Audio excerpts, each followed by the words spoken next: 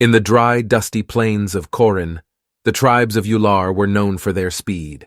They were beings with horns and horse-like lower bodies, moving with unmatched swiftness. Their hierarchy was simple and unyielding. The fastest ruled.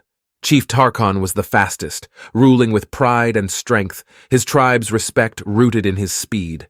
When a human traveler named Elias came to their lands, seeking a favor from Chief Tarkon, the tribe was curious but dismissive. Elias, with his lean build and calm demeanor, seemed an odd figure to be making requests among the Yular. The centaurs laughed, their muscular forms towering over him, their hooves kicking up dust as they moved. Chief Tarkon, intrigued by the audacity of this human, decided to entertain his request with a condition.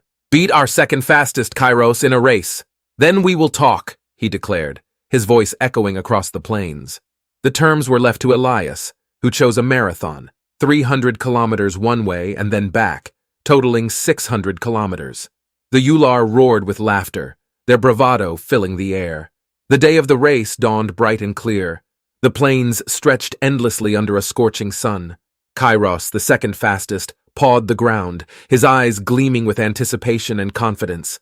Elias stood beside him, adjusting his gear, his face calm and focused.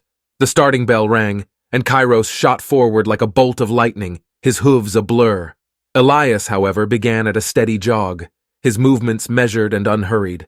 The Yular watched in disbelief, jeering and shouting, their voices mocking the human's slow pace. But Elias paid them no mind, his eyes fixed on the horizon. Kairos surged ahead, his powerful legs eating up the ground. He was confident, his tribe's cheers fueling his speed. But as the kilometers wore on, the heat and the distance began to take their toll. His initial burst of speed began to falter, his breaths coming in ragged gasps. The relentless pace was unsustainable over such a long distance.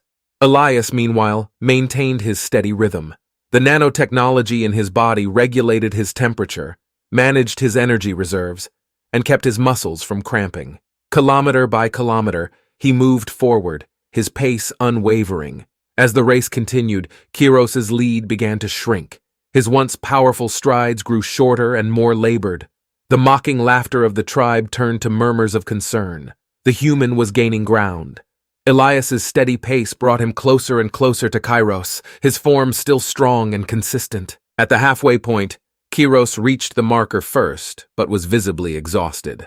Elias arrived not long after, showing no signs of fatigue. As they turned back towards the starting point, the gap between them continued to close. The return journey was grueling. The sun beat down mercilessly, and the ground seemed to stretch endlessly. Kairos pushed himself to the limit, but his early sprint had drained him. Each step was a struggle. Elias, on the other hand, continued with his steady, relentless pace. With each passing kilometer, Elias drew nearer.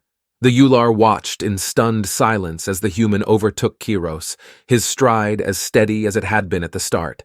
Kairos tried to muster a final burst of speed, but his body refused to comply. As the finish line came into view, Elias was in the lead. The once mocking and confident tribe now watched in silent awe. Elias crossed the finish line first, his pace never faltering. Kairos stumbled in behind him, collapsing in exhaustion. Chief Tarkon stepped forward, his expression a mix of respect and disbelief. Elias stood calmly, his breathing steady, his eyes meeting the chief's. The tribe, once so certain of their superiority, was now silent, their bravado replaced with a newfound respect for the human who had beaten one of their best. Without a word, Chief Tarkon nodded, acknowledging Elias's victory. The terms had been met, and the chief would honor his promise. Elias had won more than just a race. He had earned the respect of the Yular. The favor Elias sought from the chief remained a mystery, but it was clear that he had proven himself in the most challenging way possible. The race had shown that speed alone was not enough. Endurance, strategy, and resilience mattered just as much.